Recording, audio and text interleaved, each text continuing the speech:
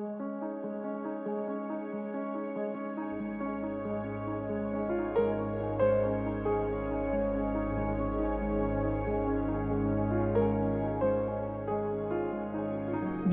sur le podcast du boulot enchanté, l'accompagnement en réalisation personnelle. Je suis Amélie Blanchard et je vous partage à travers ces quelques mots mes réflexions pour mener une vie plus consciente, libre et responsable. J'ai à cœur que chacun, si tel est son souhait, retrouve la connexion à qui il est, au-delà de ses identités temporaires, et exprime au monde son unicité. Aujourd'hui, nous abordons le thème de l'identité profonde. Si vous le voulez bien, je vais parler en jeu et je vais vous conter mon cheminement. C'est ainsi que l'inspiration me vient, celle de mon identité profonde justement. Et pour aucune raison, je ne veux la brider. Écoutons donc ce qu'elle a à nous dire. Qui êtes-vous ? Qui sommes-nous ? Qui suis-je ? C'est probablement la question qui m'a le plus taraudé dans mon existence. Un profond sentiment de déconnexion et de vide intérieur m'ont amené à m'interroger très longtemps sur la question de l'identité, à chercher quel pouvait être ce « je suis ». D'abord parce que je n'arrivais tout simplement pas à me décider, à faire des choix. Ce qui pouvait apparaître comme simple ou évident pour certains ne l'était absolument pas pour moi. Je ne savais pas qui j'étais. Du coup, je ne savais pas ce que j'aimais. Je ne savais pas ce qui pouvait me correspondre. Je ne savais pas ce qui pourrait me rendre heureuse. Des choix les plus basiques, comme l'achat de vêtements ou d'objets de décoration, à la direction que je voulais donner à ma vie. Parfois, je trouvais l'inspiration auprès d'une référence extérieure, dans les magazines, chez les copines, mais au bout d'un moment, je me lassais. Je remettais en question la figure de référence et je finissais par trouver mieux ailleurs, quelque chose de différent. Et la même boucle se reproduisait sans cesse, me laissant dans le désarroi de mon anonymat. Quand on ne sait pas de quoi on a envie ou de quoi on a besoin, c'est comme si nous n'étions plus en vie avec une partie de nous-mêmes, comme si la communication était coupée. J'ai suivi pendant longtemps des destinations qui n'étaient pas les miennes.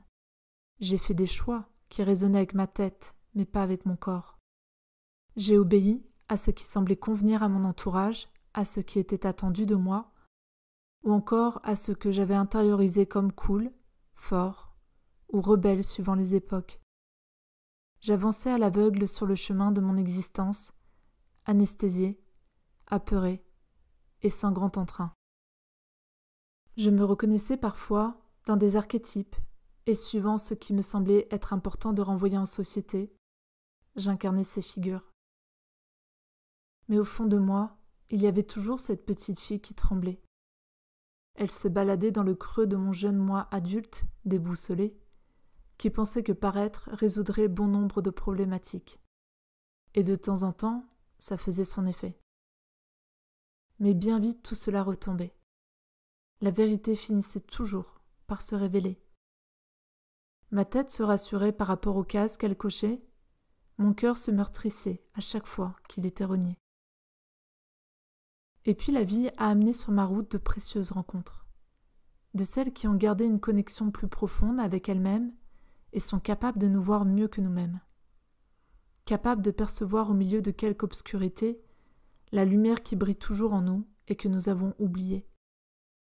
Alors, par les yeux de mes pères, j'ai réalisé que je pouvais me fier à cette partie de moi qui me soufflait de ne pas renoncer.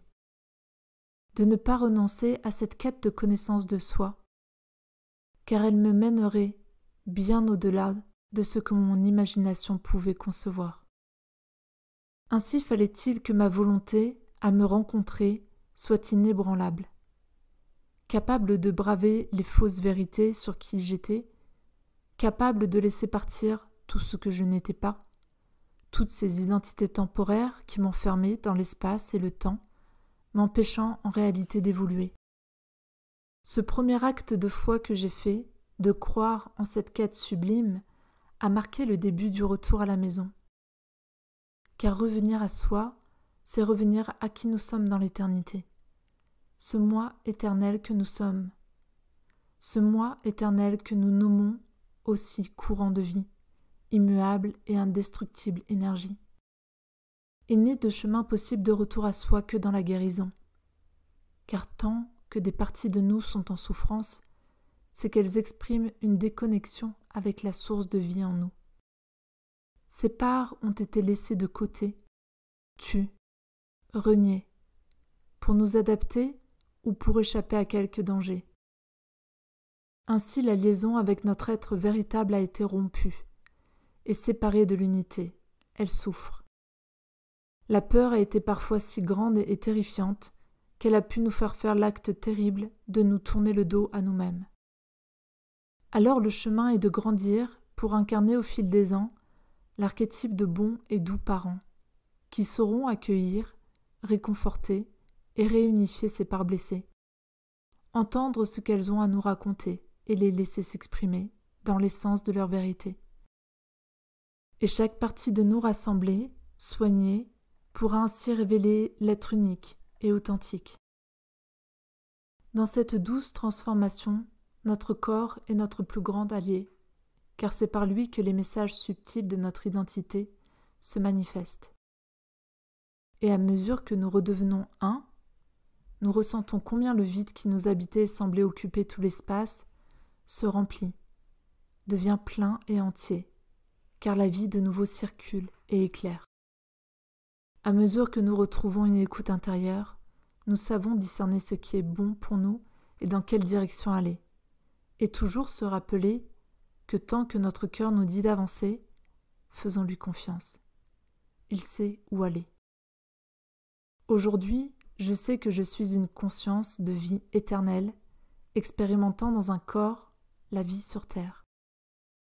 J'ai retrouvé le canal de connexion à cette haute émanation qui, lorsque je l'écoute pleinement, m'emmène sur le chemin de ma plus haute expression, c'est-à-dire m'emmène à me réaliser et à ressentir une profonde satisfaction, car je fais l'action juste souhaitée par elle au moment juste. Mais humblement, je suis en chemin. La connexion est parfois brouillée par des blessures, des traumas ou un ego exacerbé. Je pars alors en biais avant de revenir sur cette ligne de temps où je ressens le plus de paix, de joie et de douceur. Les indicateurs de mon alignement à mon identité profonde.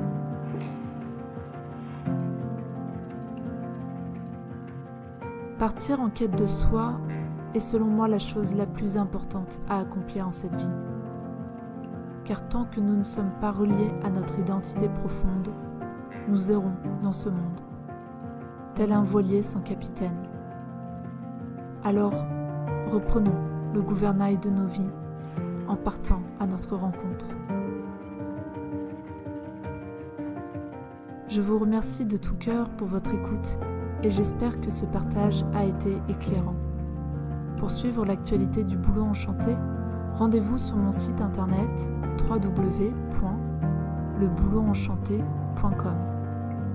Boulot comme l'arbre sacré, symbole de résilience et de renaissance. À très bientôt.